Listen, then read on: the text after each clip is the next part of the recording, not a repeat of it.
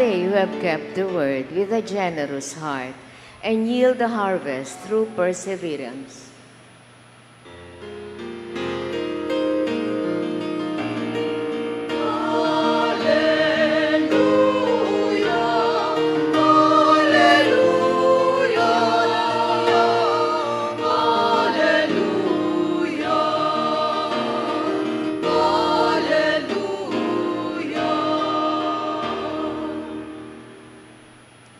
The Lord be with you. And with your spirit. A reading from the Holy Gospel according to Luke. Glory to you, O Lord. When a large crowd gathered, with people from one town after another, journeying to Jesus, he spoke in a parable. A sower went out to sow his seed, and as he sowed, some seed fell on the path and was trampled, and the birds of the sky ate it up.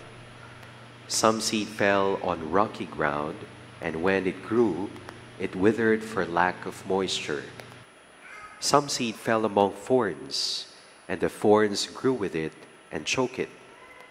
And some seed fell on good soil, and when it grew, it produced fruit 100-fold. After saying this, he called out, "Whoever has ears to hear ought to hear." Then his disciples asked him what the meaning of this parable might be. He answered, "Knowledge of the mysteries of the kingdom of God has been granted to you, but to the rest they are made known through parables, so that they may look but not see, hear but not understand. This is the meaning of the parable. The seed is the word of God. Those on the path are the ones who have heard, but the devil comes and takes away the word from their hearts, that they might not believe and be saved. Those on rocky ground are the ones who, when they hear, receive the word with joy, but they have no root. They believe only for a time and fall away in time of temptation. As for the seed that fell among thorns, they are the ones who have heard, but as they go along, they are choked by the anxieties and riches and pleasures of life, and they fail to produce mature fruit. But as for the seed that fell on rich soil, they are the ones who, when they have heard the word, embrace it with a generous and good heart, and bear fruit through perseverance." My dear friends, the Gospel of the Lord. Praise to you, Lord Jesus Christ. Good afternoon, sisters and brothers in Christ. Good afternoon, Father. Peace and blessings.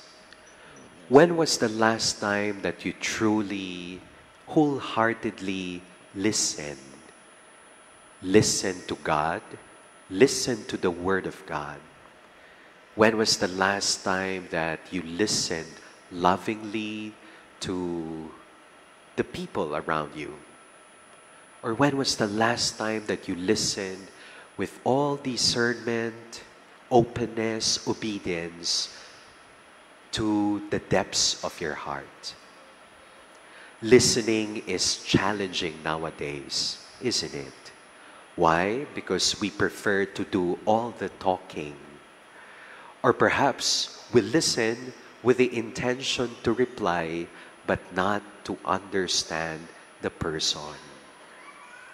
My dear friends, for the Jewish people, the ultimate commandment is not simply love, but the foundational commandment before loving is to listen.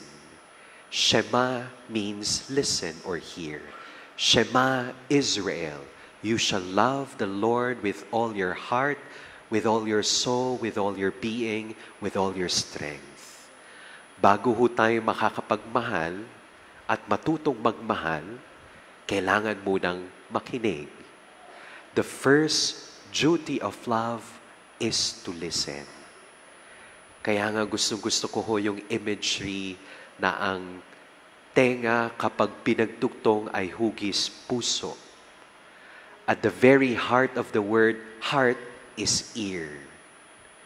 Meron hong kasabihan, speak once, think twice, and listen fries. In our gospel reading today, we are presented here different types of listeners, hearers of God's word, with this parable of the sower.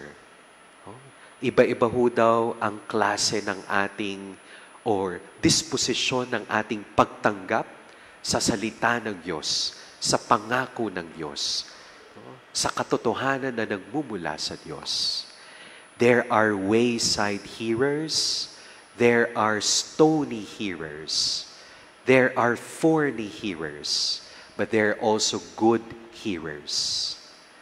Kuminsan ang seed, ang punla, ang salita ng Diyos is on the surface of the ground. You know, the ground is our heart, our person, our being. There are times that the seed is on the surface of the ground, but not in the ground. There are also times that the seed is on the ground, but not in the ground. And of course, it does not go down. And there are also times that the seed remains down, just down. But it does not go up because it is preoccupied.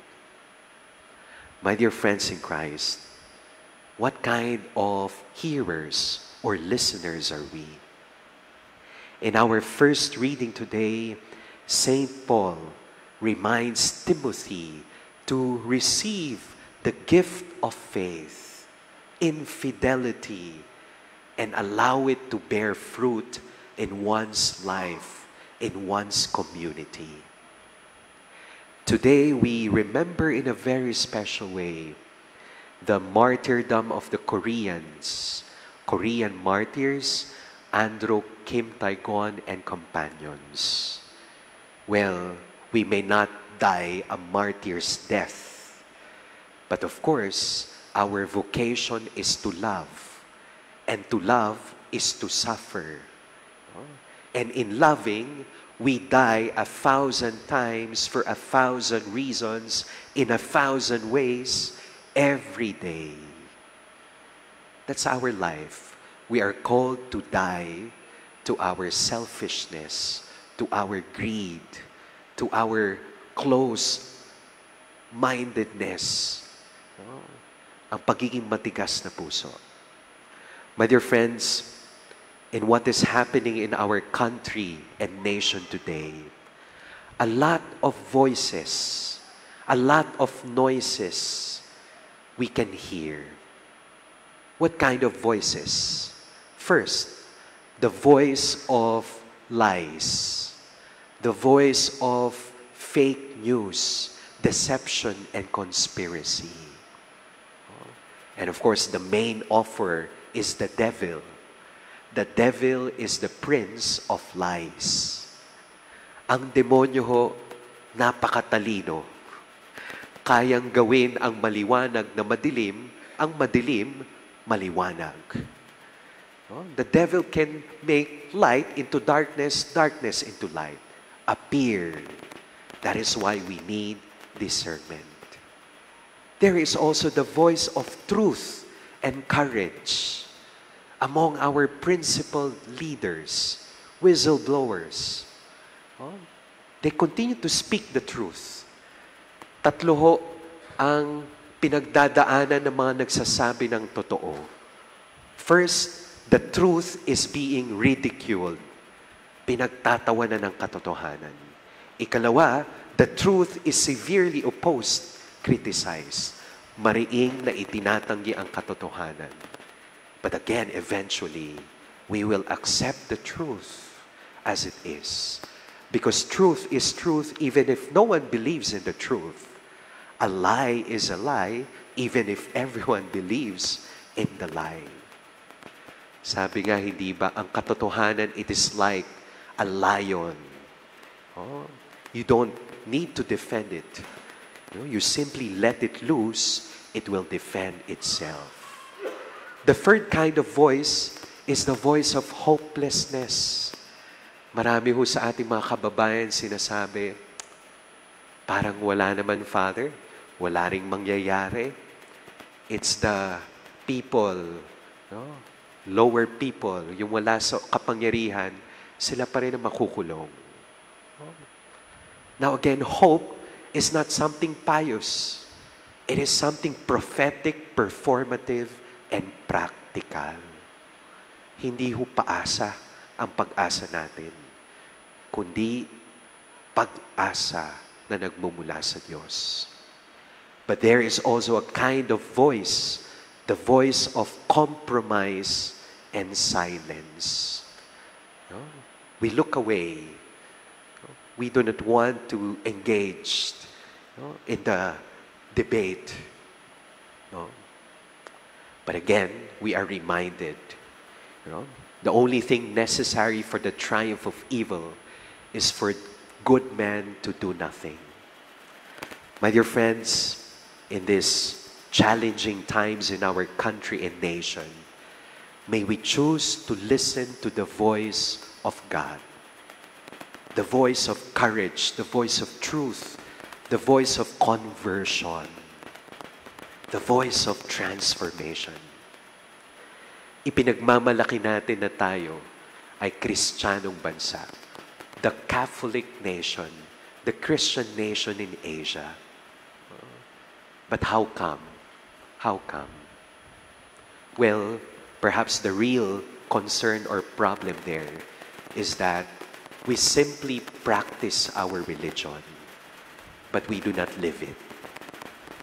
Isinasagawa natin ang relihiyon, pero hindi natin isinasabuhay. Amen.